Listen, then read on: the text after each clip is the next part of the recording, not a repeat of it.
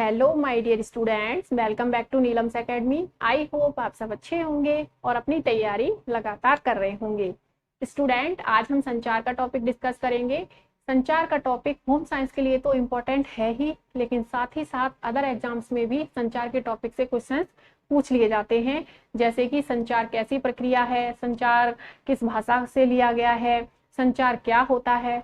तो इस तरीके के क्वेश्चंस अदर एग्जाम्स में भी पूछ लिए जाते हैं, तो अदर एग्जाम्स वाले बच्चे भी इस टॉपिक को पढ़ सकते हैं। हमने और भी टॉपिकों पर वीडियो बना रखे हैं जो अदर एग्जाम्स के हिसाब से इम्पोर्टेंट होते हैं, जैसे कि यूनिसेफ हो गया, WHO हो गया और राष्ट्रीय पोषण संस्थान हो गया, ICMR हो गया। तो इन टॉपिकों पर भी हमने वीडियोस बना रखे हैं जिन टॉपिकों से भी अदर एग्जाम्स में क्वेश्चन पूछ लिए जाते हैं, जैसे कि WHO की स्थापना कब हुई, यूनिसेफ की स्थापना कब हुई, इनका मुख्यालय कहाँ पर है, WHO किस क्षेत्र में कार्य करता है, यूनिसेफ किस क्षेत्र में कार्य करता है।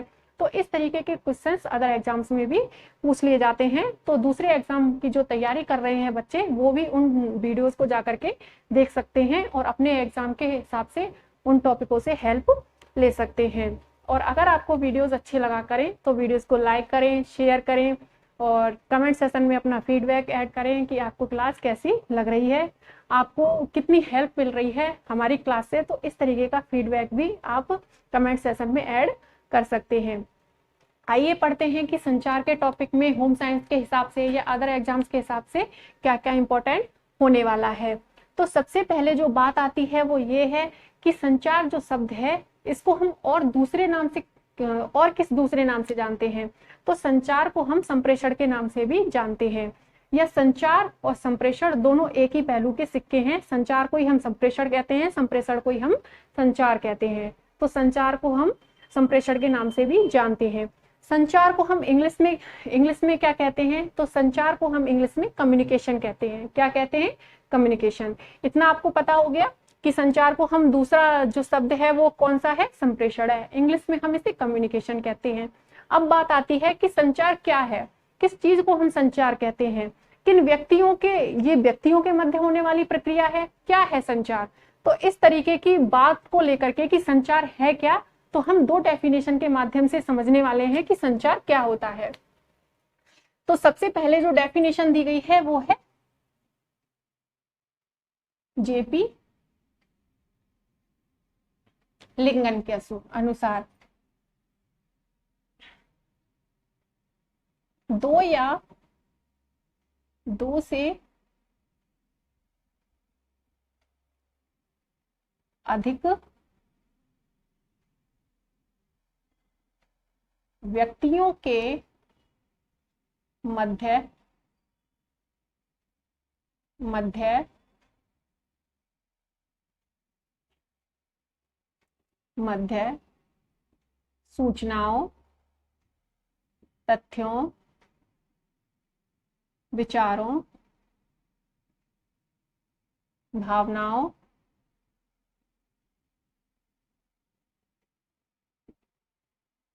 का आदान प्रदान ही संचार कहलाता है। इनके कहने का मतलब है कि संचार जो प्रक्रिया है वो एक व्यक्ति से संपन्न नहीं होती है। संचार की प्रक्रिया को संपन्न करने के लिए दो या दो से अधिक व्यक्तियों की आवश्यकता होती है। तो दो या दो से अधिक व्यक्तियों के मध्य किसी सूचना का, तथ्यों का, उनके विचारों का, उनकी भावनाओं का आदान प्रदान ही क्या कहलाता है, संचार कहलाता है। और ये प्रक्रिया दो या दो से अधिक व्यक्तियों के मध्य होती है।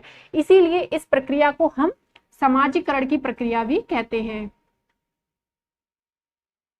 ये शब्द भी आपसे पूछा जा सकता है कि संचार कैसी प्रक्रिया है, समाजीकरण की प्रक्रिया है।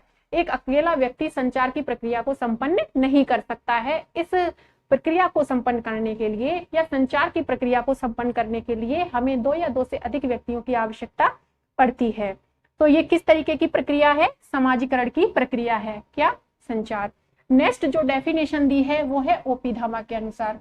तो ओपी धामा के अनुसार भी हम समझ लेते हैं कि संचार क्या है।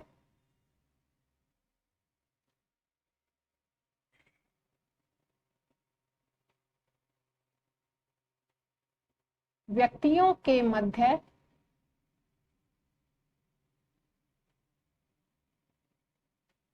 ज्ञान का, सूचनाओं का, विचारों का,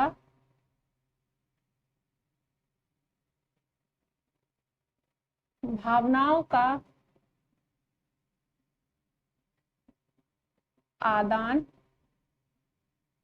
आदान प्रदान ही संचार कहलाता है। इनके कहने का भी यही मतलब है कि व्यक्तियों के मध्य ज्ञान को साझा करना, सूचनाओं को साझा करना, एक दूसरे से सूचनाओं को बताना, विचारों को साझा करना, अपनी भावनाओं को व्यक्त करना ही क्या कहलाता है? संचार कहलाता है।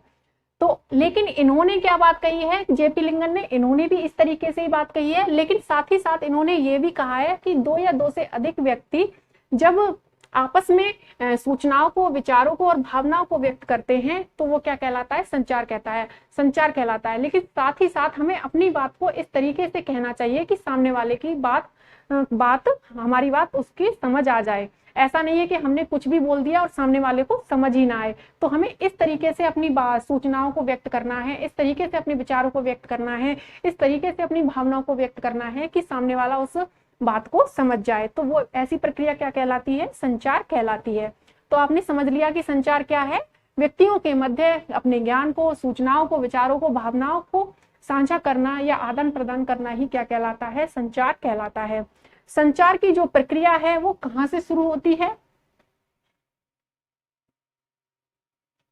संचार की प्रक्रिया शिशु के जन्म से लेकर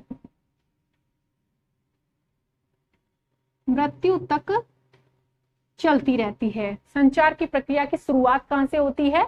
शिशु के जन्म से लेकर के मृत्यु तक चलती रहती है।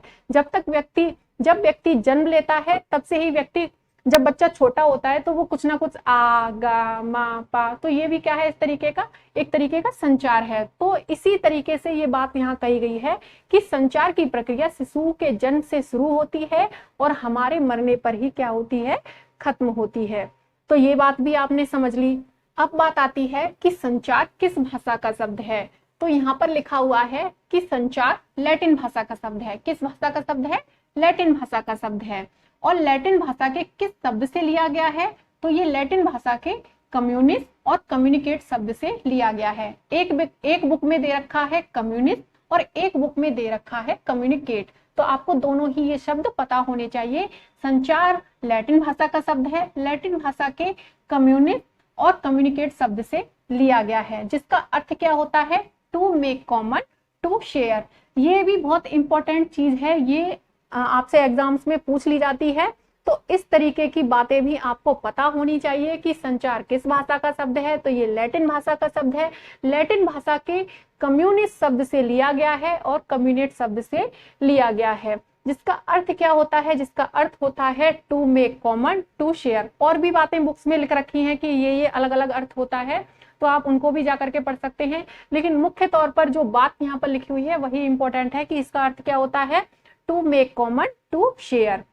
अब बात आती है कि संचार की जो प्रक्रिया है वो किस तरीके से संपन्न होती है। हमने ये तो जान लिया कि दो या दो से अधिक व्यक्तियों के मध्य ज्ञान का, सूचनाओं का, विचारों का, अपनी भावनाओं का व्यक्त करना ही क्या कहलाता है? संचार कहलाता है।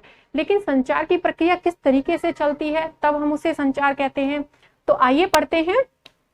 तो सबसे पहले जो यहाँ पर लिखा हुआ है वो है विचार। अब मान लीजिए कि मेरे मन में विचार आया कि मुझे संचार का टॉपिक पढ़ाना है, तो मेरे मन में क्या आया? सबसे पहले विचार आया।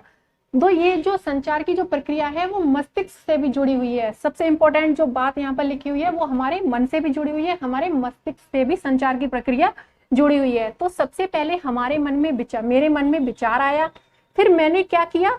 मैं कौन हो गई? सेंडर हो गई, क्योंकि मैं आपको जो संचार का टॉपिक है मैं आपको पढ़ा रही हूँ, तो मुझे क्या कहा जाएगा?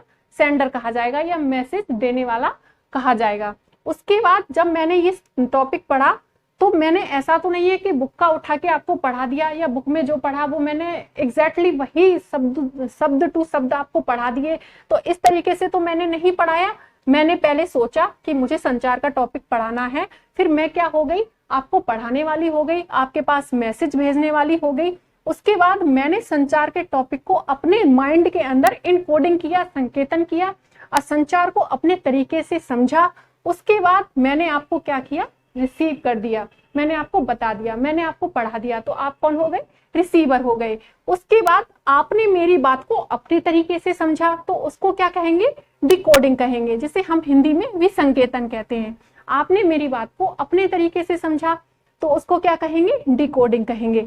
आपने अपनी बात को समझ करके आपने मन में विचार आया, फिर आपने अपनी बात को अपने माइंड में समझ करके अपने तरीके से सामने वाले को कहा। तो इस तरीके से ये प्रक्रिया इसी तरीके से चलती रहती है। आप अपनी बात को सोचते हैं, उसके बाद अपने तरीके से आप सामने वाले को अपनी बात बताते हैं और सामने वाला अपनी तरीके से बात को समझता है, फिर वो दूसरे को जाकर के बताता है। तो इसी तरीके से संचार की प्रक्रिया चलती रहती है। यही प्रक्रिया क्या कहलाती है, संचार कहलाती है।